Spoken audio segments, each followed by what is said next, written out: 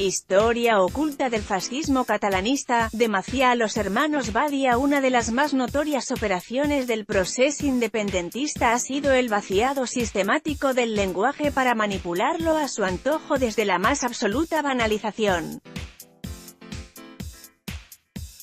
Si preguntáramos por la calle la definición de vocablos como libertad, democracia, referéndum o legalidad, encontraríamos un triunfo de la polisemia que, en realidad, es la victoria de la banalización para controlar parte de la opinión pública a través de una manipulación deliberada. Sin embargo, el fenómeno es global y debe enmarcarse en la banalización de los contenidos.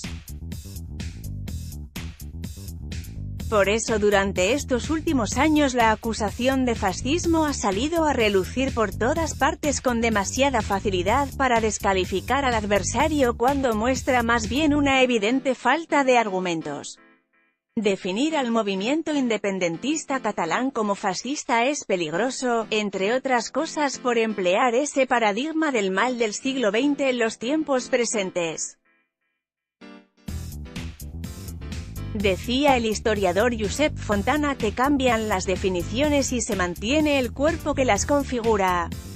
Esa constante histórica debe valorarse siempre desde la prudencia y una clara conciencia de lo diferente de cada tiempo histórico, que, como es comprensible, toma valores de otras épocas y los adapta. De este modo todo puede parecerse, pero nada es igual que antaño. El catalanisme davant del feixisme, la cuestión fascista con relación al separatismo ha salido a relucir con más fuerza desde el nombramiento presidencial de Quim Torra, declarado admirador de los hermanos Badia y Josep Dencas, los nombres malditos del catalanismo histórico por una serie de contactos y procedimientos afines a los propugnados desde Italia y Alemania por Benito Mussolini y Adolf Hitler. ¿Ha existido o existe un fascismo catalán? Un libro acaba de intentar responder a la pregunta. El catalanisme davant del feixisme, Editorial Gregal. Los malos de la película. Este artículo se encabeza con una fotografía. Corresponde a un desfile de los escamots de Estat Català el domingo 25 de octubre de 1933, la imagen impacta desde una serie de detalles reconocibles para el espectador. Las torres venecianas de la Plaza de España quedan atrás y unos jóvenes en formación militar desfilan convencidos ataviados con uniformes que recuerdan a los de otros países, algo normal en la Europa del momento, donde muchos partidos políticos de uno u otro pelaje tenían formaciones paramilitares y defendían la opción insurreccional para conseguir sus objetivos. Esa misma tarde Josep Pla escribió sobre la efeméride. Decía que Francesc Macià, por aquel entonces presidente de la Generalitat Republicana, hacía un flaco favor a Cataluña dando salida a sus veleidades de coronel. Pla, que fue corresponsal en Italia durante la marcha sobre Roma de 1922, añadía que la experiencia histórica del viejo mundo demostraba la gravedad de jugar con escuadras y parafernalias marciales por las calles. Lo veía como un síntoma para preparar las condiciones objetivas de una dictadura. El catalanisme davant del feixisme se adentra en la cuestión del fascismo catalanista a lo largo de sus más de 600 páginas coordinadas por Enric Ucelay Dacal, Arnau González y Vilalta y José Manuel Núñez Seixas. La obra constata una apuesta individual fascista que nunca se ha traducido en un colectivo basado en estas premisas, algo discutible, tanto que en ocasiones hasta da la impresión que muchos de los historiadores del volumen intenten justificar su negativa, como si así se esforzaran a lavar una ropa con demasiadas manchas visibles en su tejido. Pla advirtió a los escamots catalanistas sobre la gravedad de jugar con escuadras y parafernalias marciales por las calles a lo largo de su centenaria historia. El catalanismo ha sufrido una serie de mutaciones más que comprensibles.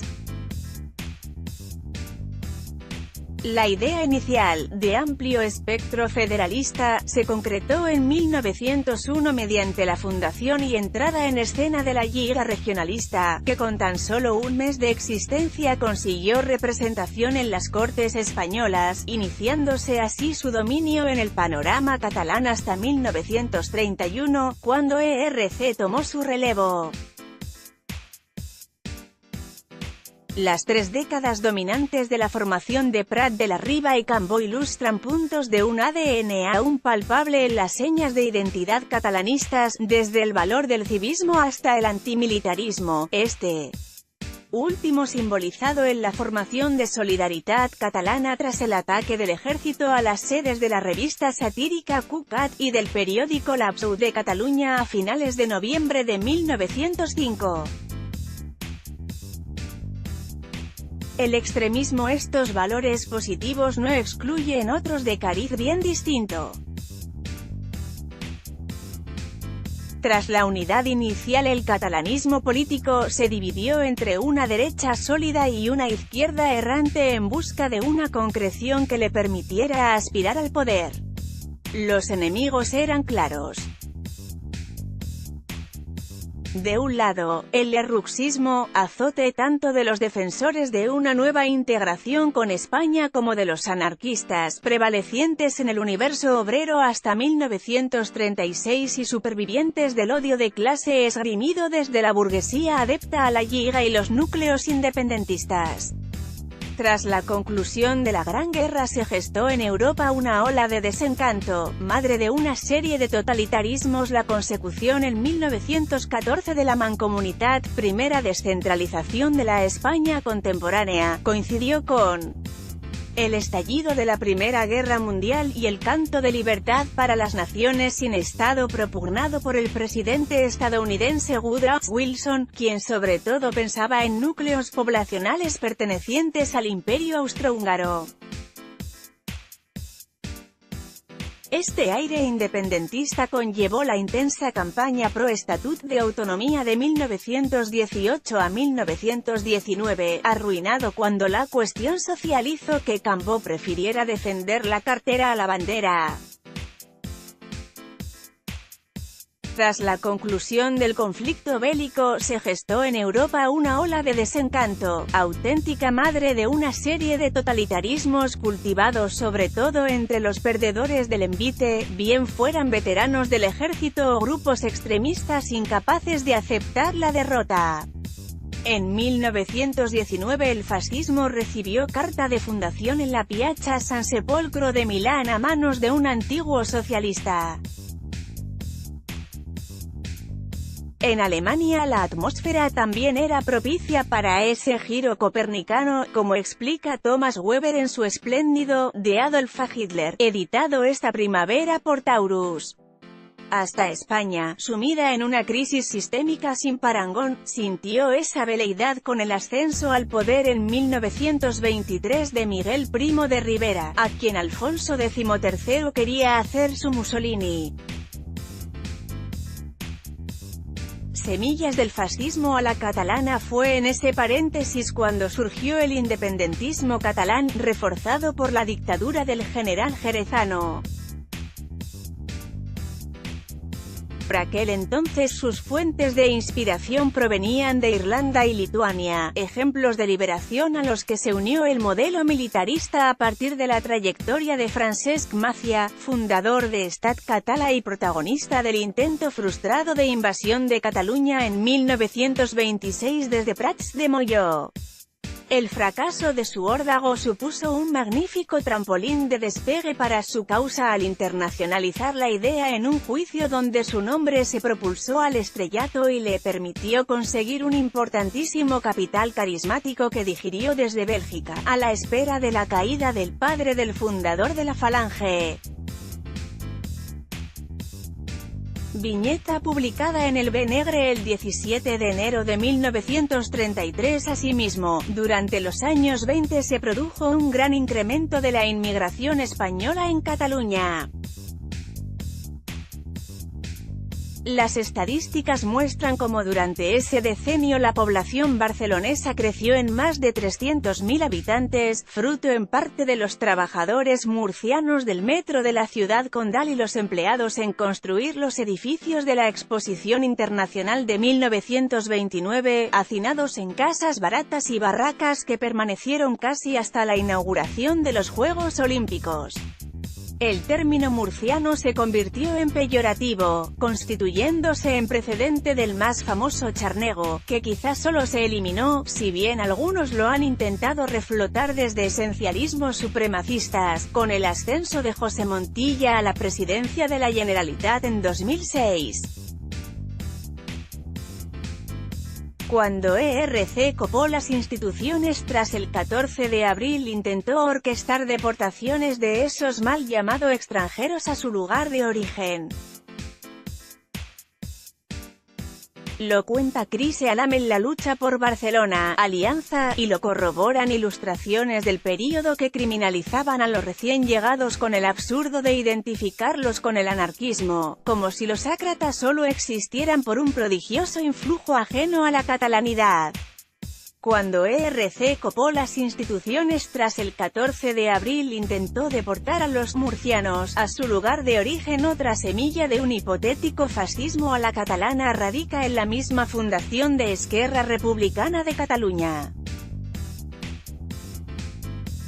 Para no complicar en exceso la cosa diremos que el 19 de marzo de 1931 se juntaron varias formaciones de sensibilidad progresista. Una de ellas era Estat Català, capitaneada por Francesc Macià, de talante más independista y con un lenguaje con muchas ínfulas marciales. La otra era el Partit República Català, con Lluís Companys a la cabeza y una ideología socialdemócrata de corte federalista. La convivencia de estos dos grupos fue un sempiterno combate de equilibrios, más difíciles si cabe por lo repentino de su hegemonía política durante el quinquenio republicano. Desilusión y guerra con Pans, a quien el procesismo ha desdibujado para realzar su injusto fusilamiento tras la guerra civil, y sus partidarios propugnaban una vía democrática bien distante al culto a la personalidad que desde Estat Català se realizaba para con la figura de Francesc Macià. La primera desilusión de la nueva era llegó con la breve República Catalana del 14 de abril. L'Avi la proclamó desde el balcón de la Generalitat integrándola en una inexistente federación ibérica. El asunto le valió a Cataluña el Estatut de 1932 y desató la progresiva radicalización del sector independentista, cuyos miembros eran originarios del mundo rural.